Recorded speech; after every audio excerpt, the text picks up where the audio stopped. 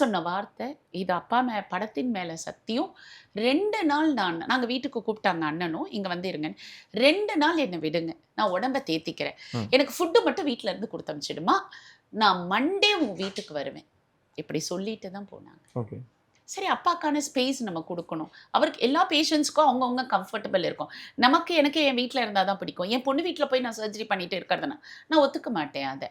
அப்படிதான் நெனச்சு அவர் இருக்காருன்னு இருந்தோம். ம். ஆனா இப்படி சடனா அன்னைக்கு அவர் கிளம்பும்போது கூட செகண்ட் பிரதர் அவர் கூடவே தான் இருந்தார். ஓகே.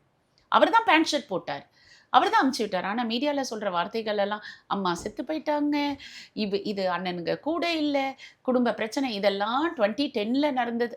ம், ம், ம். அதெல்லாம் எடுத்துட்டு பேசுறது அது நல்லாவே இல்ல. அது ஆக்சுவலி நல்லதும் கிடையாது. ஓகே. அதுதான் நானும் கேட்கலான்னு வந்தேன் மேம். ஏன்னா சார் எப்படின்னு தெரியும். கூட யார் யார் இருந்திருக்காங்கன்றது எங்களுக்கு பர்சனலா தெரியும். எது உங்களுக்கு ரொம்ப ஹர்ட் பண்ணுது? இந்த மாதிரியான விஷயங்கள் இதை நாங்க இனி தொடரக்கூடாதுன்னு நாங்க நினைக்கிறோம். சமூக வலைத்தளங்கள் இப்படி இருக்கு, இப்படி போட்டுக்கிட்டு இருக்காங்க அப்படின்றது எது உங்களுக்கு ரொம்ப அஃபெக்ட் பண்ணுது? நான் இதெல்லாம் தெரிஞ்சது இருக்கக்கூடாதுன்னு விரும்புறேன். இந்த வயசுல தற்கொலை முடிவு எடுத்தது குடும்ப பிரச்சனையால ம். அப்படின்னு சொல்றாங்க. இன்னொன்னு அம்மா இறந்து போயிட்டாங்கன்னு சொல்றாங்க. ஓகே. ஸோ அம்மா உயிரோட தான் கூட இருக்காங்க. நான் வந்து ஒரு 5 நாள் கழிச்சு தான் பார்த்தேன் மீடியாவில் இருக்கிறதெல்லாம்.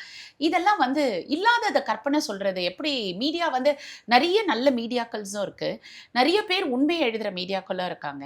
எவ்வளோ இப்படி ஒரு குடும்பத்தையே அழிக்கிற மாதிரி உயிரோட இருக்கவங்களையே இல்லைன்னு சொல்றது எப்படி அது சாத்தியமாகும்னே தெரியாது.